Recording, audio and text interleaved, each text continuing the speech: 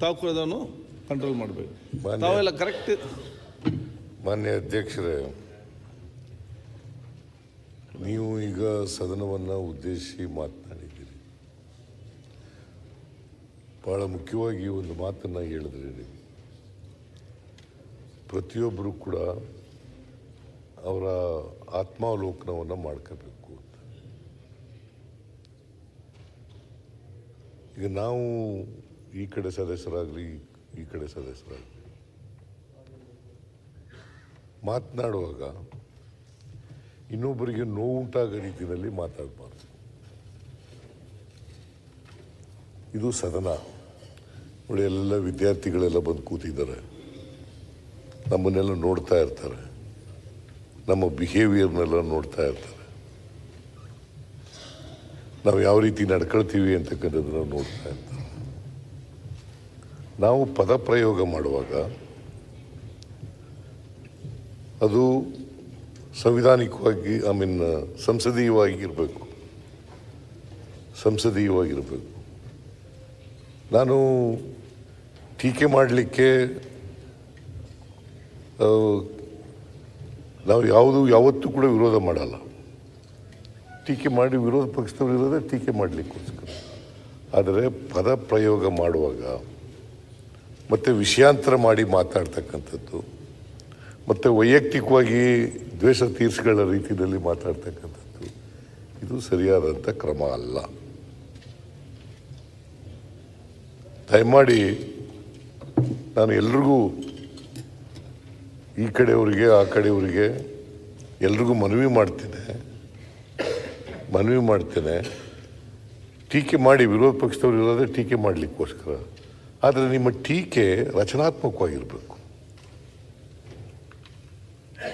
ರಚನಾತ್ಮಕವಾದಂಥ ಟೀಕೆಗಳು ಮಾಡಿದ್ರೆ ಅದನ್ನು ಸ್ವಾಗತ ಮಾಡೋಣ. ನಾವು ಸರ್ಕಾರ ಇದ್ದೀವಿ, ಸರ್ಕಾರ ನಡೆಸ್ತಾ ಇದ್ದೀವಿ, ನಾವು ಏನು ಹೇಳಬೇಕು ಅದನ್ನು ಹೇಳ್ತೀವಿ, ವಸ್ತುಸ್ಥಿತಿ ಏನಪ್ಪ ಅಂತಕ್ಕಂಥದ್ದನ್ನು ಹೇಳ್ತೀವಿ. ನಾವು ಯಾರು ಬೃಹಸ್ಪತಿಗಳಲ್ಲ. ನೆನ್ನೆನೂ ಕೂಡ ಹೇಳಿದೆ, ನಾವು ಯಾರು ಬೃಹಸ್ಪತಿಗಳಲ್ಲ. ಕಲಿತಕ್ಕಂಥದ್ದು ಭಾಳ ಇರ್ತದೆ.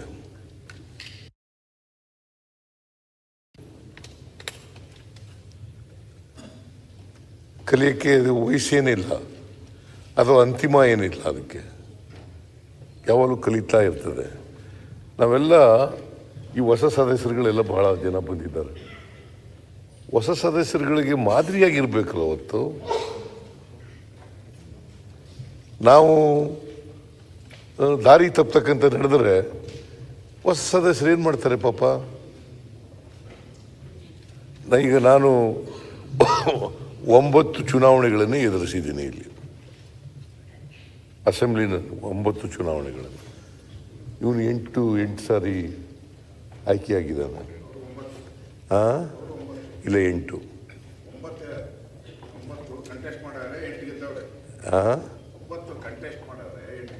ಹಂಗೆ ಲೆಕ್ಕ ಹಾಕಿದ್ರೆ ನಾನು 13 ಕಂಟೆಸ್ಟ್ ಮಾಡಿದ್ದೀನಿ. 13 ಚುನಾವಣೆಗಳು ಕಂಟೆಸ್ಟ್ ಮಾಡಿದ್ದೀನಿ.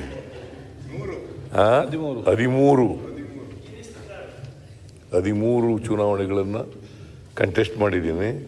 2 ಲೋಕಸಭಾ ಸೋತಿದ್ದೀನಿ, 2 ಅಸೆಂಬ್ಲಿ ಸೋತಿದ್ದೀನಿ, 4 ಸೋತಿದ್ದೀನಿ, 9 ಸಾರಿ ಗೆದ್ದಿದ್ದೀನಿ.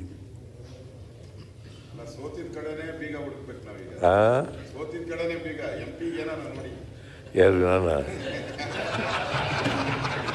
MP ಇನ್ನೂ ನಿಲ್ಲಲ್ಲ ಅಂತ ತೀರ್ಮಾನ ಮಾಡಿಬಿಟ್ಟಿದ್ದೀನಿ. ನಾನು ಈಗ ನನ್ನ ಇಲ್ಲಿಂದ ಕಳಿಸ್ಬೇಕು ಅಂತಲೇ ಇದೆಯಲ್ಲ ನೀನು. ಈಗ ನಿನ್ಗೆ ಇಷ್ಟ ಇಲ್ವಾ? ಇವಾಗಲ್ಲ, ಭಾಳ ಒಂದು 5 ವರ್ಷದಿಂದ ಮಾತಾಡ್ಬೇಕಾದ್ರೆ ನನಗೊಂದ್ಸರಿ MP ಅಲ್ಲಿ ಪಾರ್ಲಿಮೆಂಟಲ್ಲಿ ಹೋಗಿ ಮಾತಾಡ್ಬೇಕು ಅಶೋಕ್ ಅಂತ ಹೇಳಿದ್ ಜ್ಞಾಪಕ. ಅದಕ್ಕೆ ಹೇಳಿದೆ ಅಷ್ಟೇ. ಅದು ಮೊದಲಿತ್ತು ಹಂಗೆ ಪಾರ್ಲಿಮೆಂಟಿಗೆ ಒಂದ್ಸಾರಿ ಹೋಗ್ಬೇಕು ಅನ್ನೋದಿತ್ತು. ಈಗ ಅದಿಲ್ಲ. 2 ಸಾರಿ ಜನ ನನ್ನನ್ನು ರಿಜೆಕ್ಟ್ ಮಾಡಿ. ನೀವು ಡೆಲ್ಲಿಗೆ ಹೋದ್ರೆ ನಾವು ಆರಾಮದಿಂದ ಬದುಕಬಹುದು ಅನ್ನೋದ್ರಿಂದ ನಿಮ್ಮ ಗೌರವದಿಂದ ಡೆಲ್ಲಿ ಕ್ರಾಸ್ ಹಾಕ್ಬೇಕಂತ ವಿಚಾರ ಮಾಡಕತ್ತೆ. 2 ಸಾರಿ ನನ್ನನ್ನು ರಿಜೆಕ್ಟ್ ಮಾಡಿಬಿಟ್ಟಿದ್ದಾರೆ, ಲೋಕಸಭೆಗೆ ಬರಬೇಡಿ ಅಂತ. 1918 ಒಂದ್ಸಾರಿ, 1991 ಒಂದ್ಸಾರಿ, 2 ಸಾರಿ ನನ್ನನ್ನು ರಿಜೆಕ್ಟ್ ಮಾಡಿಬಿಟ್ರು. ಸೊ ಇನ್ನು ಮತ್ತೆ ನಾನು ಆಸೆ ಪಡೋದು ಚೆನ್ನಾಗಿಲ್ಲ ಅಂತೇಳಿ ಬಿಟ್ಬಿಟ್ಟೆ. ಈಗ ಮಾಡ್ತಾ ಇಲ್ಲ. ಅದರಿಂದ ನೀನಾಗಲಿ ನಾನಾಗಲಿ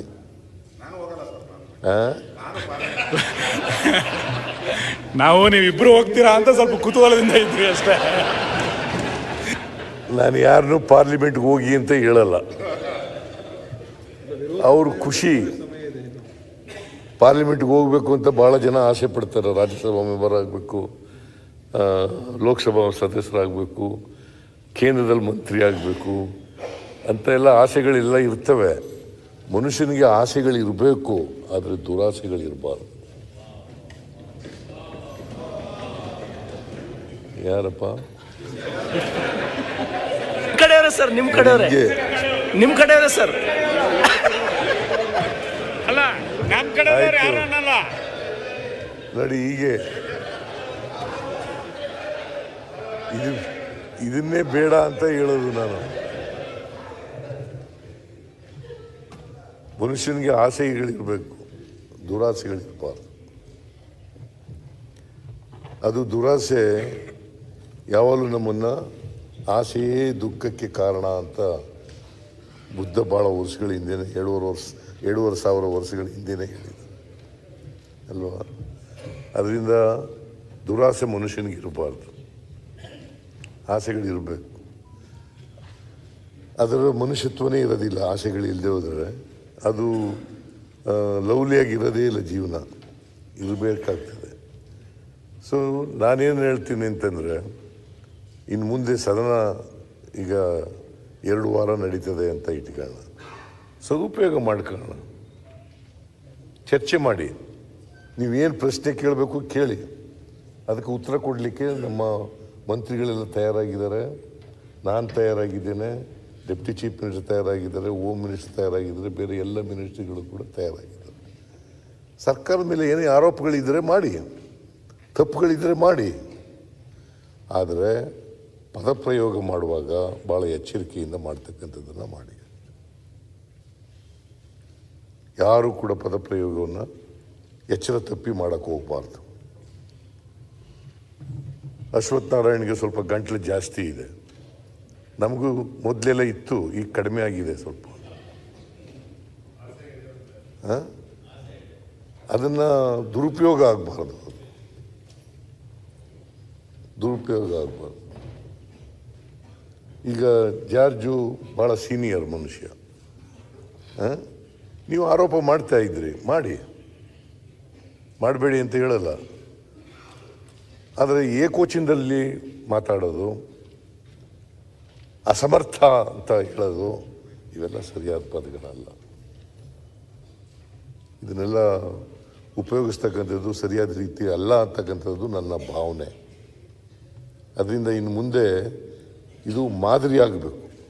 ನಮ್ಮ ಅಸೆಂಬ್ಲಿ ಬೇರೆಯವರಿಗೆ ಮಾದರಿಯಾಗೋ ರೀತಿಯಲ್ಲಿ ನಡ್ಕೊಳ್ತಕ್ಕಂಥದ್ದನ್ನು ಎಲ್ಲರೂ ಮಾಡೋಣ. ಅದಕ್ಕೋಸ್ಕರ ಆತ್ಮಾವಲೋಕನ ಮಾಡ್ಕೊಳ್ಳೋಣ. ಅದಕ್ಕೆ ಅಧ್ಯಕ್ಷರು ಹೇಳಿದ್ರು, ಆತ್ಮಾವಲೋಕನ ಮಾಡ್ಕೊಳ್ಳೋಣ. ನಾವು ಮಾತಾಡೋದು ಸರಿ ಇದೆಯಾ ಇಲ್ವಾ, ಒಂದು ಸರಿ ಆತ್ಮಾವಲೋಕನ ಮಾಡ್ಕೊಳ್ಳೋಣ. ಈಗ ನಿನ್ನೆ ಅಶೋಕ್ ಅವರು, ವಿರೋಧ ಪಕ್ಷದ ನಾಯಕರು, ನಮ್ಮ ಸರ್ಕಾರದ ಮೇಲೆ ಅನೇಕ ಪದಗಳನ್ನ ಉಪಯೋಗಿಸಿದ್ರು. ಇಲ್ಲೂ ಕೂಡ ಅನ್ಪಾರ್ಲಿಮೆಂಟ್ರಿ ಉಪಯೋಗಿಸ್ತಕ್ಕಂಥ ಕೆಲಸ ಮಾಡೋಕ್ಕೆ ಹೋಗಲಿಲ್ಲ. ನಾನು ಅದಕ್ಕೆ ಕೂತ್ಕೊಂಡು ಕೇಳಿದೆ ಕೊನೆಯವರೆಗೂ ಕೂಡ ಅವ್ರ ಭಾಷಣ.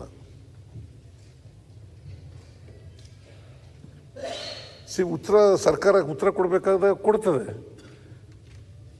ಯಾವುದನ್ನು ರಿಬಟ್ ಮಾಡಬೇಕು, ಯಾವುದನ್ನು ಒಪ್ಕೋಬೇಕು, ಯಾವುದನ್ನು ಒಪ್ಕೋಬಾರದು, ಮತ್ತು ಸತ್ಯ ಏನು ಅಂತಕ್ಕಂಥದ್ದು ಹೇಳ್ತಕ್ಕಂಥ ಕೆಲಸ ಮಾಡ್ತಕ್ಕಂಥದ್ದೇ ಸರ್ಕಾರ.